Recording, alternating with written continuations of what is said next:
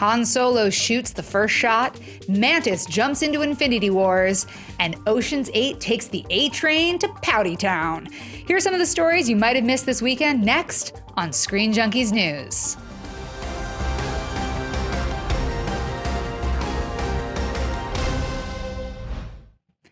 Hey guys, I'm Sasha Perl-Raver. Here with me today is Mark Andreyko. We are going to break down all the stories that you need to know about, and we're doing this like a speed round. Mark's going to have 1 minute to talk about certain things. If he finishes before that time, he hits the bell. If he goes overtime, I hit the bell. Are you ready, Mark? I am. Your brain is huge. Your knowledge is extensive. Let's get started with Han Solo, first shots. Chris Miller put up an Instagram. We now know that the working title for this behind the scenes is Red Cup. As in Red Solo Cup. How do you feel? Dun dun dun dun dun. I admittedly am not the biggest Star Wars fan. I loved them as a kid. I think Empire Strikes Back holds up as a great movie, but I don't have any sort of great passion for it. The thing that makes this exciting to me is Alden Ehrenreich, because I think he is a really, really great actor. I loved him. He was in that awful, Beautiful Creatures movie. Also, Hail Caesar, one of the best parts. Hail Caesar. He stole a scene from Cate Blanchett in Blue Jasmine. He played her stepson. He's an incredibly, incredibly talented actor, and I think he's got the swagger of Harrison Ford. So I don't really like prequels generally, but I actually think he's a little bit sexier and warmer than Harrison Ford. Well, whoa, big, bold statement. But what about the fact that this is obviously, like, they're leaning into their humor. It's Phil Lord, Chris Miller, and they have my beloved Donald Glover as Lando Calrissian. What do you think that will mean in terms of the humor that they're going to bring to this Red Cup? I hope that it's very funny, because the fact that I own a Lego movie, if you had told me 5 years ago that would happen, it never would. So I'll give them the benefit of the doubt. I just hope it doesn't get a little too smug. There's a lot of really, really funny people with really specific points of view in this movie, and I don't want it to turn into a frat house movie. All right. That was one, and I love all of those points. All right, next story. We've got Mantis leaping into Infinity Wars. And the real question here is not whether or not the casting of Pom Wonderful, Pom Clementif is going to be a good or a bad choice. The question is, how many cameos can you fit into Infinity? Mark, go. I think it's going to be like the end of the Michael Jackson black and white video, where it's just a montage of people doing this and then morphing into someone else. There are so many characters in this movie. It's going to be crazy. The one intriguing thing about Mantis is that as we go into phase 4 of Marvel after this, because so many actors, Hemsworth, Robert Downey Jr., and Chris Evans, their contracts are going to be renegotiated, and they're going to want a lot of money, deservedly so. Mantis ties into so many other different things in Marvel Universe. She links the Avengers to the Guardians of the Galaxy. There's cosmic stuff. There's Adam Warlock. There's all sorts of stuff that they could increase. This is how she made the announcement. She posted an Instagram photo of herself wearing an Infinity War hat. If she put that on eBay now, she'd probably sell it for more money than she's being paid to be in that movie. It's totally kind of possible. Awesome. But I think that now that Marvel has used all their big gun characters, and those characters might be retired or recast, seeing some of these tertiary characters is going to be exciting, because who would have thought a Doctor Strange movie would make $700 million worldwide, or a Guardians movie? So I'm happy about this. God, that was a good 1 minute warning. All right, next. Black Lightning coming to television. Greg Berlanti is doing another DC show, this one for Fox. Mark?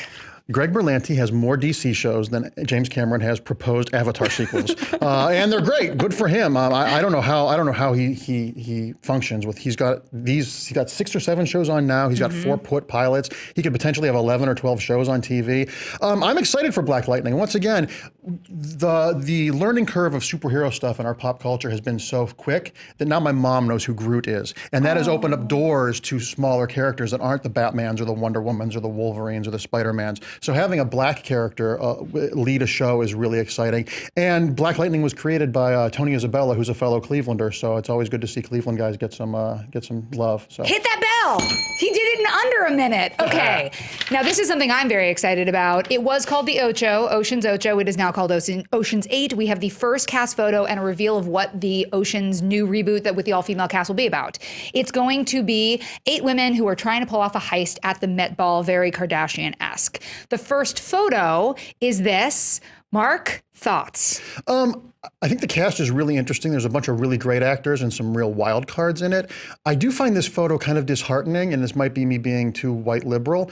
Why was the promo photo for Ocean's 11 with all the guys, them all like on their arms around each other, like we're going to a casino, and this is all women who look like they're in the waiting room at the gynecologist. Which is always very. It's they're all true. staring off. That's and exactly they how all we look look. so unhappy. If this No is a one heist, wants to talk. No one. Everyone's like, don't talk to me about my IUD. it's like, do you have HPV? No, Oh, it's the I'm going to the Met worst. Ball. I'm doing a heist. We have Sandra Bullock in this movie. Let's have some fun. They just look so angry. Well, I mean, you've got Mindy Kaling all the way in the way back. That's fine. Which what?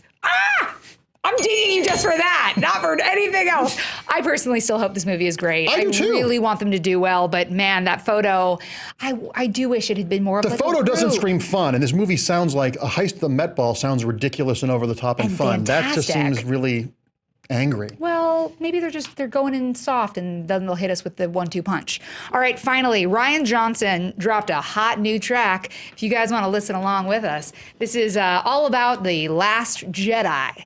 Now, it's specifically about cannibalism and The Last Jedi. Play a little for us, Jonathan. I heard it already. I don't need to hear it. Okay, well then you can talk about it while we play just a little. I just Young Jedi. these sort of geek-centric Leave to the pandering precepts songs you've been are very given. rarely entertaining. And I heard them use the word Remember those parsnips who in the went lyrics, which just before makes me and think that cleared somebody the took way had a thesaurus at their Let your deeds coffee house when their give happy hope sack and disappeared. Well, they say the Jedi bones are piled up like parsnips on his plate. Ew. Parsnips are delicious. Parsnips are delicious. Jedis might be delicious. Hipsters with ironic monocles talking about parsnips and Jedis, not so much. Not Well, my thing. There you go. That's all you need to know. Again, in under a minute. Mark, this was fantastic. Where can the good people find you if they need to get in touch with you? On Facebook, posting political, pinko, liberal, commie stuff all the time, and at Mark Andraco on Twitter. And of course, if you guys have not yet, you have to get Love is Love, which is Mark's incredible book. I mean, it's just such a pleasure to be with you, even if we only have a minute to do it. We want to know what you guys think. What stories are you most interested in? Is it the Ocean's Ocho? Is it Ryan Johnson singing his weird Billy Goat song? Let us know. You can comment below. You can tweet us at SJ News. You can always come back here for more Screen Junkies. We'll see you soon. Honor over hate. At the end of all your days, one Jedi waits for you with the dust of Jedi bones piled